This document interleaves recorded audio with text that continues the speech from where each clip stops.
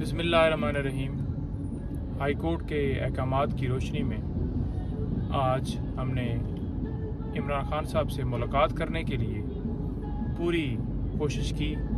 रात से लगे हुए थे। रात से जो जेल के अहकाम हैं उनसे हम राब्ता कर रहे थे कि हमारी मुलाकात करवाई जाए, जो कि कानूनी तौर पर हमारा हक़ है। खान साहब से पावर ऑफ अटॉर्नी साइन करवाने हैं और उनसे केसेस के हवाले से इंस्ट्रक्शंस लेनी है, जो कि कानूनी तौर पर हमारा हक़ है। लेकिन शायद वो पिछली प्रेस कॉन्फ्रेंस की वजह से आज जो है हमें इजाज़त नहीं दी गई, बल्कि सिर्फ ये कहा गया कि बीबी साहिबा को अलाउ है और आप नहीं मिल सकते, आप अगले हफ्ते आइएगा।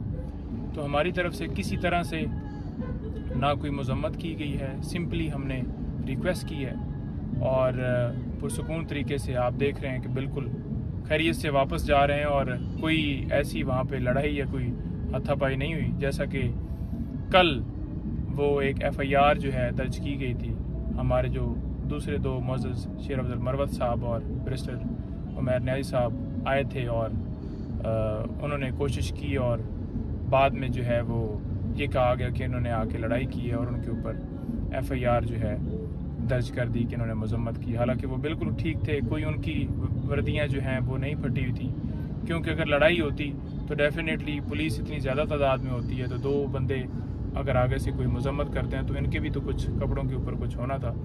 लिहाजा उन्होंने उसकी हद तक तो प्री अरेस्ट बेल ले ली है। बीबी साहिबा से जो है वो अभी बात हुई है, जब वो निकली हैं तकरीबन 30 मिनट की मुलाकात उनकी हुई है और वो कह रही हैं कि सेम वही पोजीशन है, यानी कि जो क्लास है उसको चेंज नहीं किया गया।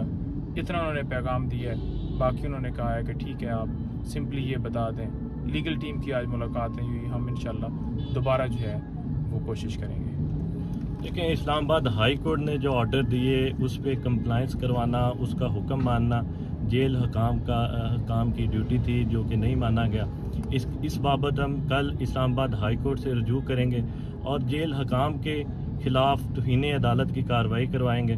देखें, इमरान खान साहब से लीगल टीम की मुलाकात ना करवाना, तो ये बहुत सारा हमें शक होने लगता है कि जो जैसा इमरान खान साहब के साथ जेल में गैर इंसानी सलूक किया जा रहा है, किस तरह उनको एक सेल में रखा जा रहा है कि शायद उस तरह के सेल में दहशत गर्दों को भी नहीं रखा जाता।